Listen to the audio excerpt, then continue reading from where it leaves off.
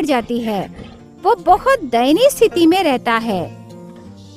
तब शेर के बाद जंगल का राजा कौन बनेगा करके सभी जानवर बहुत सोचने लगते हैं। एक दिन जंगल में रहे सारे जानवर एक जगह समावेश होते हैं। उस समावेश में शेरों का झुंड, हिरणों का झुंड और हाथियों का झुंड भाग लेते हैं, लेकिन भेड़ियों का झुंड भाग नहीं लेते। तब सभी जानवर भेड़ियों के लिए राह देखने लगे।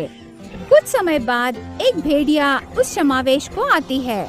तब शेर भेड़िए से, भेड़िया, तू अकेली आई? बाकी कहाँ हैं? वो क्यों आएंगे शेर? मरा हुआ जानवर रहने से वो दौड़ के आएंगे। भुक्कड़ जानवर है वो। लेकिन मैं जिम्मेदार जानवर हूँ, इसीलिए समावेश को आई।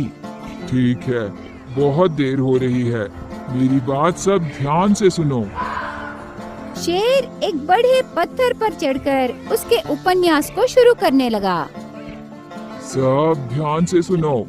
हमारे महाराज की तबीयत ठीक नहीं है ना? अब इस जंगल का राजा कौन बनेगा? इस बात का निर्णय लेने के लिए शेर महाराज ने दौड़ प्रतियोगिता रखे हैं। ये उनका आदेश है। इसीलिए तुम सब अपने अपने जाति जानवरों में से एक एक भाग लो। इस दौड़ प्रतियोगिता में जो जीतेगा वही इस जंगल का राजा बनेगा।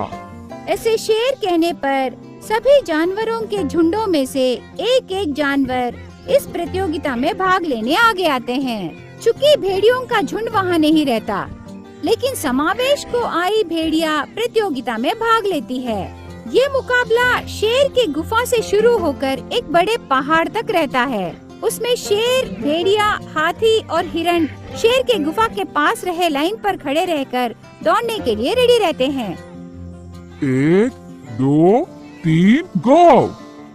ऐसे कहते ही प्रतियोगिता शुरू होती है। सब अपने अपने जाति जानवरों को एनकरेज करने लगे। हाथी आधे रास्ते में ही थक के रुक जाती है। उससे हाथियों का झुंड निराशा हो जाता है। प्रतियोगिता में शेर, भेड़िया और हिरण ही रहते हैं। तीनों जानवर दौड़ रहे थे। रास्ते में हिरण पीछे मुड़कर देखती है। शेर जल्दी जल्दी दौड़ने लगा। तब हिरण को शेर का शिकार याद आकर वो डर के मारे मुकाबले से दूर भागकर झाड़ियों के पीछे छुप जाती है। उससे प्रतियोगिता में सिर्फ शेर और भेड़िया ही रहते हैं। दोनों जोर जोर से दौड़ने लगे। शेर और भेड़िया जल्दी जल्दी भागना दूर से भेड़ियों का झुंड